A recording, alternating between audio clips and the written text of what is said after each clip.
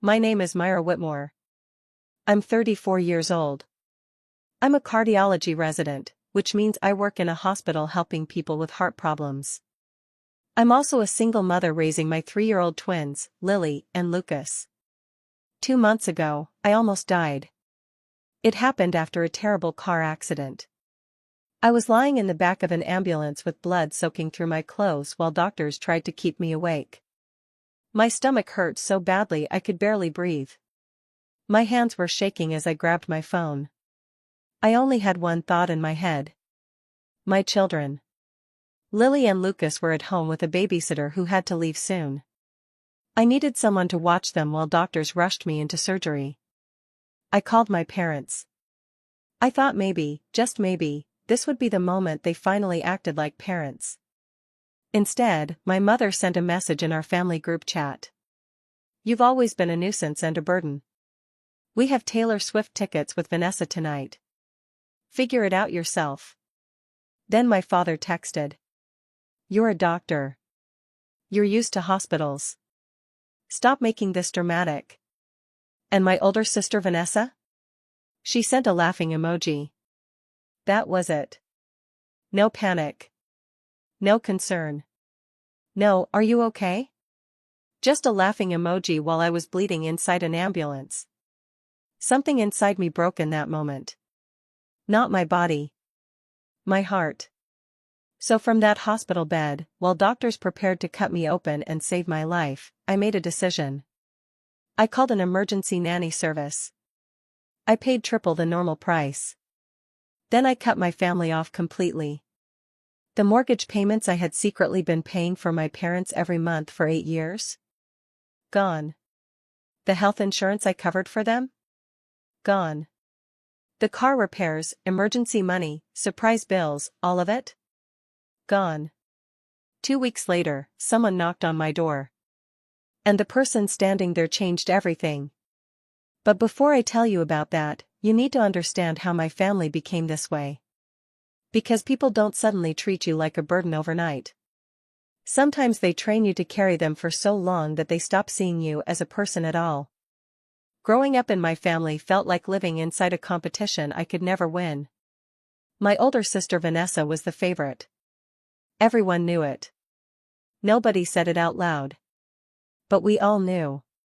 Vanessa was beautiful in a way that made people stop and stare. She was charming. Funny. Stylish. She could walk into a room and suddenly every conversation became about her. When Vanessa said she wanted to become a fashion designer, my mother cried happy tears. "She's so talented," Mom said proudly. Dad smiled at her like she hung the moon. Our little visionary. But when I said I wanted to become a doctor, Dad barely looked up from his newspaper. "That's practical," he said. Practical. That was all. No excitement. No pride. Just practical. I told myself it didn't matter. So I studied harder. I spent nights buried in textbooks while Vanessa traveled to fashion events and parties. I got perfect grades. I earned scholarships. I pushed myself through one of the best medical schools in the country. 4 years of college. 4 years of medical school. 3 years of residency. I worked until I was exhausted. The day I graduated from medical school should have been one of the happiest days of my life. But my parents arrived 2 hours late. "Sorry, sweetheart," Mom said while fixing her hair. "Vanessa had an important meeting with an investor." Dad nodded. "We had to drive her first." There were no flowers. No celebration dinner. No proud speeches. We took one quick photo in the parking lot before they rushed away again because Vanessa was emotionally stressed after her meeting. Meanwhile, 3 years earlier, the entire family had flown to New York for Vanessa's first fashion show. 5-star hotel. Front row seats. Fancy dinners. Dad posted 17 pictures online calling her our talented girl. I got a parking lot photo and a weak congratulations. Still, I defended them. I always defended them. I told myself Vanessa needed more support because fashion was harder. I told myself medicine was stable. I told myself I was strong enough to handle things alone. I didn't realize then that my parents weren't only depending on me emotionally. They were depending on me financially too. It started 8 years ago. Right after I finished medical school, Dad called me one evening. His voice sounded embarrassed. "Myra," he said softly, "we're in a little trouble this month. The mortgage payment is due, and money is tight. Could you help us? Just this once. Just this once." I transferred $2,400 to them that same night. Of course I did. They were my parents. I loved them. But just this once became every month. Soon I was paying the mortgage regularly. Then Dad lost part of his health insurance. So I paid that too. $800 every month. Then came the emergencies. The roof leak. The broken furnace. Car repairs. Unexpected bills. Every time they called, I helped. I never said no. Not once. Even after I got pregnant with Lily and Lucas. Their father left me during my 5th month of pregnancy. One day he simply packed his bags and walked away. I remember sitting on the edge of my apartment bed afterward, staring at the empty closet while the babies kicked inside me. I felt terrified. Alone. Broken. Then one night during my pregnancy, I started bleeding badly and ended up in the hospital. I called my parents crying. "Please come," I begged. Mom sighed. "Oh honey, we wish we could, but Vanessa is very stressed after her Milan fashion show. She needs us right now." They never came. Not during the pregnancy. Not during the birth. Not during the first month when I was surviving on 2 hours of sleep while taking care of newborn twins and studying for my medical boards. But every month, the money still left my account. Mortgage. Insurance. Bills. I kept records of every payment in a spreadsheet. Maybe part of me already knew something was wrong. 8 years. More than $360,000. Enough money to buy a house. Enough money to change someone's life. And still, somehow, I was the burden.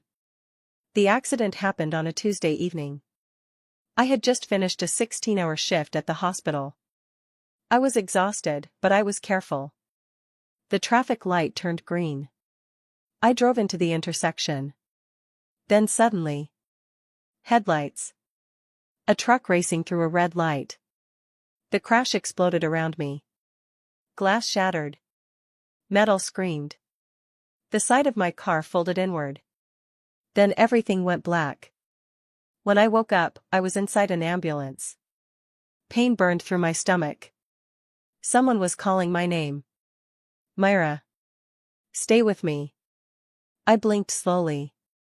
Dr. Marcus Smith hovered over me. Marcus worked in emergency medicine at my hospital. We'd known each other for 2 years. "Marcus," I whispered weakly. "You were in an accident," he said carefully. "You have internal bleeding. We're taking you to surgery." Surgery. My heart jumped. "My kids," I gasped. "They're with the babysitter. She leaves at 8. Marcus checked his watch. "It's 7:15. 45 minutes. That was all I had. 45 minutes to find someone to care for my children before doctors opened my body to save my life. My fingers shook as I called my parents. Dad answered after 4 rings. "We're about to leave," he said impatiently. "What is it?" "Dad, please." I could barely breathe. "I'm hurt. I need surgery. Can you and Mom watch Lily and Lucas for a few hours?" Silence. Then muffled voices. I heard my mother complaining in the background. I heard Vanessa laughing. Then the call ended. A moment later, the text arrived. The message that changed everything. I stared at it again and again. Nuisance. Burden. Figure it out yourself. My chest hurt worse than my injuries. Marcus noticed my face. "What happened?" he asked quietly. I couldn't answer. I just whispered, "Can I borrow your phone?" He handed it to me immediately. I searched for emergency nanny services. I found one with 24-hour availability. I explained everything quickly. "Yes, I'll pay extra." "Yes, send someone immediately." "Yes, contact the babysitter for instructions." 4 minutes later, my children were safe. Marcus looked at me carefully as I handed his phone back. "Can you screenshot those messages for me?" I asked. His expression darkened. "Yeah," he said softly. "I can." Then the ambulance doors opened. Bright hospital lights flooded inside. And while nurses rushed me toward surgery, I made the easiest decision of my life. I was done. The surgery lasted 4 hours. My spleen had ruptured. Doctors said if I had arrived a little later, I might not have survived. I stayed in the hospital for 5 days. 5 long days filled with pain medicine, machines beeping beside me, and nurses checking my blood pressure every few hours. My parents never called. Not once. No flowers. No apology. Nothing. But the nanny service sent me updates every day. Pictures of Lily drawing with crayons. Lucas eating pancakes. Little messages saying the twins were safe. Strangers cared more about me than my own family. On the 3rd day, I asked for my laptop. The nurse frowned. "You should be resting." "I need to handle something," I told her. I opened my banking app. 8 years of payments stared back at me. So many transfers. So much money. I canceled every automatic payment. The mortgage. The insurance. Everything. Then I blocked my mother's number. My father's. Vanessa's. I expected to cry. But instead, I felt lighter. Like I had finally put down something heavy after carrying it for years. Marcus visited later that afternoon. He brought coffee. He sat beside my bed quietly. "How are you feeling?" he asked. For the first time in years, I answered honestly. "Better." He studied me for a moment. Then he nodded like he understood exactly what I meant. 2 weeks later, I was finally home. I still moved slowly because of the surgery. My stomach ached if I stood too long. But I was alive. That Saturday morning, I was making pancakes for Lily and Lucas. Butter melted in the pan. Maple syrup filled the kitchen with sweetness. Lucas tried stacking toy blocks while Lily knocked them down and giggled. Then someone knocked on the front door. 3 sharp knocks. My heart jumped immediately. I thought it might be my parents. I wasn't ready to face them. I looked through the peephole. And froze. Standing outside was my grandfather. Thomas Carver. 70 years old. Silver hair. Sharp blue eyes. For 40 years he had been a federal judge. Even in retirement, he still carried himself with quiet authority. I hadn't seen him in almost 3 years. Every time I tried to visit, my parents always had excuses. Too busy. Too inconvenient. Too far. The moment I opened the door, Grandpa pulled me into a tight hug. "Myra," he whispered roughly. "Let me look at you." He stepped back and examined my face carefully. Then he noticed the way I held my stomach protectively. His jaw tightened. "I know everything," he said quietly. I blinked. "What?" "Eleanor told me." Aunt Eleanor. My mother's younger sister. The only person in the family who had ever questioned how I was treated. Grandpa sat at my kitchen table while Lily and Lucas showed him their toys. He laughed with them easily. The twins loved him immediately. "They remind me of you," he said softly. Same stubborn little face. I handed him coffee. "How did you find out?" I asked. "Eleanor called me the night of the accident." His eyes darkened. I've watched this family for years, Myra. I saw the favoritism. I saw the way your parents used you. I stared down at my coffee cup. I thought maybe I was imagining it. You weren't. His voice was firm. I spent 40 years listening to lies in courtrooms. I know exploitation when I see it. Then he leaned closer. Do you still have proof of the money you gave them? Yes. Good. He reached into his jacket and handed me an invitation. His 70th birthday party. The whole family will be there, he said. And I think it's time the truth finally comes out. My stomach twisted. Grandpa, what if everyone hates me? He squeezed my hand gently. The people worth keeping won't. The next 2 weeks were stressful.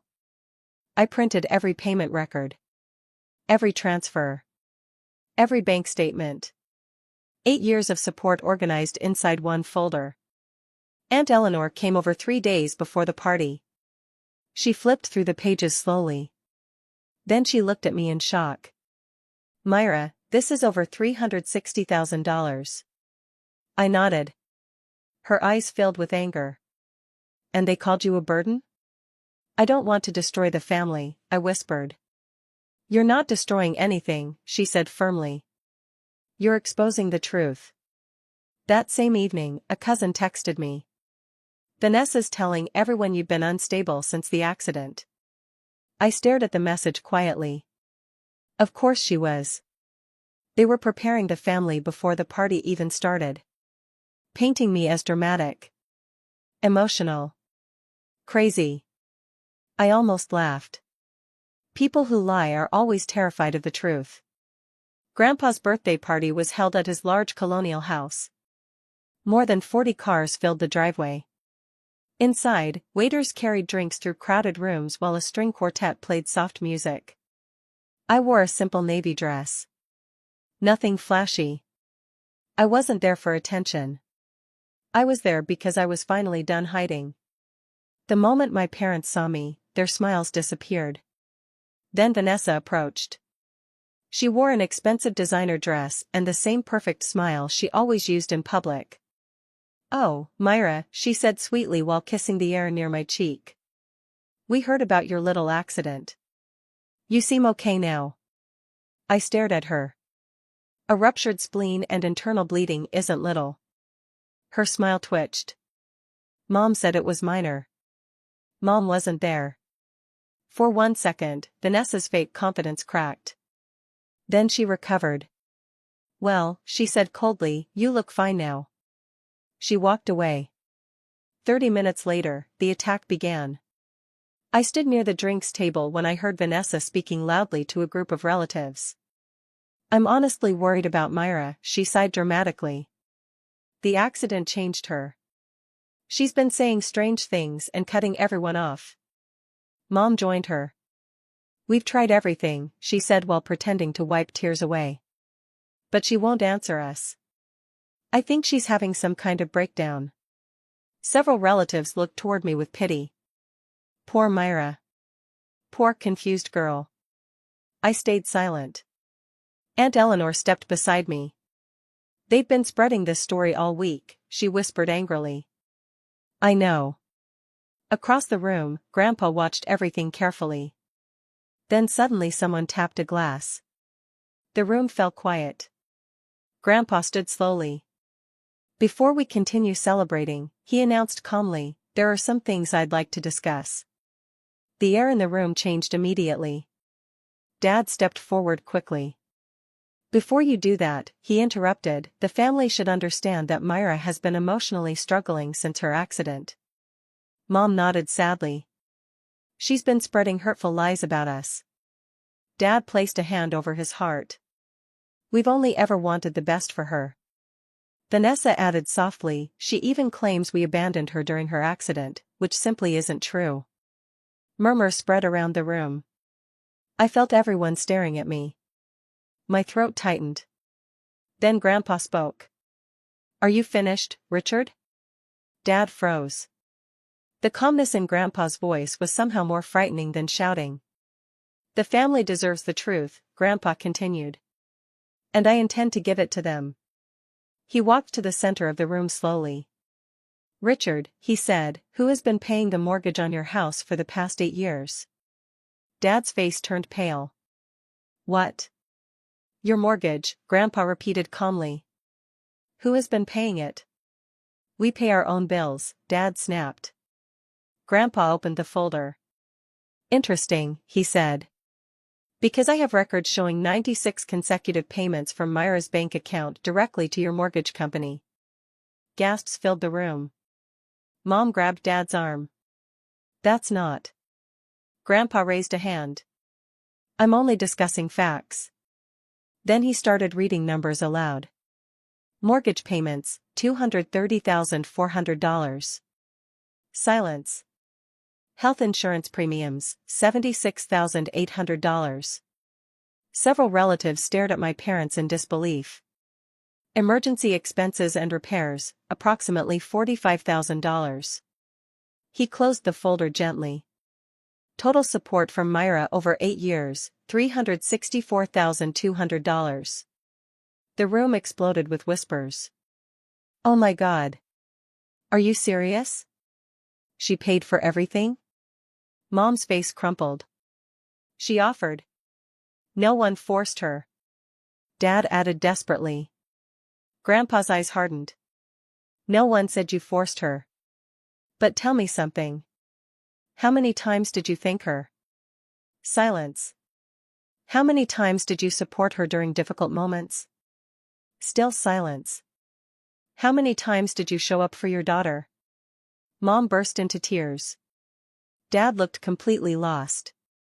We thought she was okay, he whispered weakly.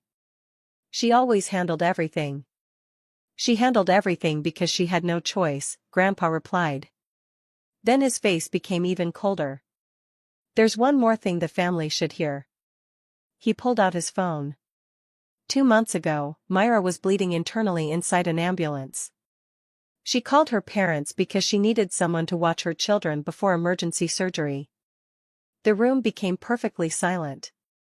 Grandpa adjusted his glasses. This was the response. Then he read the text message out loud. Every word. Nuisance. Burden. Figure it out yourself. Shock crashed through the room. One aunt covered her mouth. A cousin whispered, "That's horrible." Vanessa panicked. You're taking it out of context. There is no context that makes this acceptable, Aunt Eleanor snapped. Dad raised his voice. We didn't know she was dying. Grandpa stared directly at him. Did you ask? Dad said nothing. Did you call back? Nothing. Did you visit the hospital? Silence again. People began stepping away from my parents. Not dramatically. Just quietly. Like they suddenly saw strangers standing in front of them. Grandpa finally turned toward me. Myra, he said gently, is there anything you'd like to say? At first, I couldn't move. My hand shook. Lily clung tightly to my shoulder. Then slowly, I stepped forward. I didn't come here for revenge, I said quietly. The room listened carefully. For most of my life, I believed my family loved me differently because I was stronger. I thought Vanessa needed more attention, more help, more support. I looked directly at my parents. So I became useful instead. Tears burned my eyes. I worked harder. Gave more. Asked for less. I thought if I sacrificed enough, eventually you would love me the same way. Mom started crying harder. But I kept going. Then I was lying in that ambulance, terrified and bleeding, and I realized something. My voice shook. I wasn't loved because I was strong. I was used because I stayed quiet. Several relatives looked down guiltily. My father tried to interrupt. Myra, No. I stopped him. I'm not finished. The room froze. I don't hate you, I told them honestly. But I can't keep pretending this is normal. I can't keep paying for people who treat me like a burden. One uncle turned toward Dad angrily. How could you let this happen? Dad looked humiliated. So what now? He demanded bitterly. You embarrass us in front of everyone? This isn't about embarrassment, I answered quietly. It's about honesty. Vanessa crossed her arms. We're still your family. I nodded slowly. You're right. Families are supposed to help each other. Then I looked directly at her. So where were you when I was pregnant and abandoned? Where were you when I studied for exams while raising newborn twins alone? Where were you when I was bleeding inside that ambulance? Vanessa opened her mouth. Then closed it again. She had no answer. I took a deep breath. I'm not sending money anymore. The words felt heavy. But also freeing. And I need distance. Real distance. Not guilt. Not manipulation. Space. Mom reached toward me desperately. Myra, please. If one day you truly understand what you did, I said softly, maybe we can rebuild something honest. But I'm done pretending everything is okay. An older aunt stepped forward and squeezed my hands. I'm sorry, she whispered. We had no idea. I gave her a small sad smile. That's because I was never supposed to tell anyone.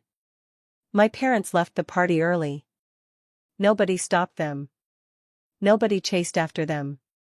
Vanessa followed behind with her head lowered. The silence afterward felt strange. Not tense. Just sad. Like everyone had finally seen the truth hiding inside the family for years. The aftermath came quickly.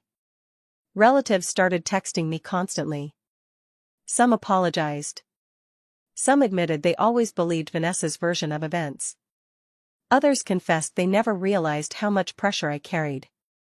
The family group chat disappeared completely. Then invitations slowly stopped reaching my parents. Birthday dinners. Holiday gatherings. Family brunches. No one announced it officially. People simply stopped wanting them there. A few weeks later, Mom called me from a different phone number. I let it go to voicemail. Myra, she cried, please talk to us. This has gone too far. I listened once. Then deleted it. Because forgiveness isn't pretending nothing happened. And I wasn't ready for forgiveness yet. 3 months later, Aunt Eleanor called me. They're selling the house, she said. I sat down slowly. What? They can't afford the mortgage anymore. I didn't feel happy. I didn't feel guilty either. Mostly, I felt tired. Where will they go?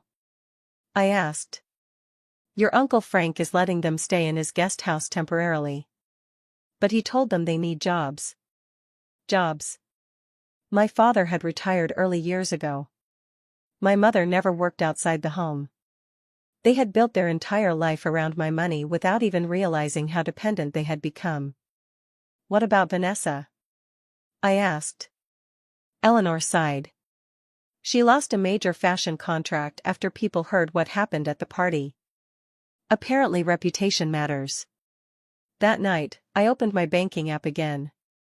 The money that used to go toward my parents now went into college savings accounts for Lily and Lucas. My children would never feel responsible for carrying other people. 6 months after the party, my phone rang one evening. Unknown number. Normally I would ignore it. But something told me to answer. Myra? Vanessa. Her voice sounded smaller than I had ever heard it before. Please don't hang up. I stayed quiet. I'm sorry, she whispered. Real tears filled her voice. I'm sorry for all of it. For the way I treated you. For laughing at that message when you were hurt. I closed my eyes. When you were dying, she whispered shakily, I laughed. I can't stop thinking about it. Neither of us spoke for a moment. Then she continued. I didn't know about all the money. Not everything. I knew Mom and Dad struggled sometimes, but I never asked questions because I liked being the favorite. Her laugh sounded bitter. I liked that life was easy for me. And now? I asked softly. Now nothing is easy. I heard pain in her voice. Real pain. I'm not asking for money, she said quickly. And I know you don't owe me forgiveness. I just needed you to know that I finally see it. I see what they did. I see what I became. I took a slow breath. Then build a better life from here. She started crying quietly. I'm trying. Good. Then we hung up. And for the first time in a very long time, I felt something unexpected. Hope. 1 year after the accident, my life looked completely different. The twins and I moved into a smaller apartment closer to the hospital. 2 bedrooms. 1 bathroom. A tiny kitchen. Nothing fancy. But it felt peaceful. Safe. Mine. Every month, money went toward our future instead of disappearing into endless family demands. Lily and Lucas were happy. Grandpa Thomas became a huge part of our lives. Every Sunday he picked the twins up for adventures. The zoo. The park. Ice cream before dinner. They're wonderful children, he told me one afternoon. You're raising them with love instead of guilt. That matters. Aunt Eleanor became one of my closest friends. She helped me understand something important.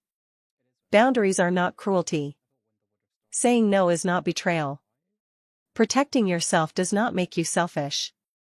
As for my parents, I heard small updates through relatives. Dad worked part-time at a hardware store. Mom did bookkeeping for a church. They were surviving. Some days I wondered if they missed me. If they regretted everything. If they finally understood what they lost. But those questions no longer controlled my life. For 34 years, I believed love had to be earned.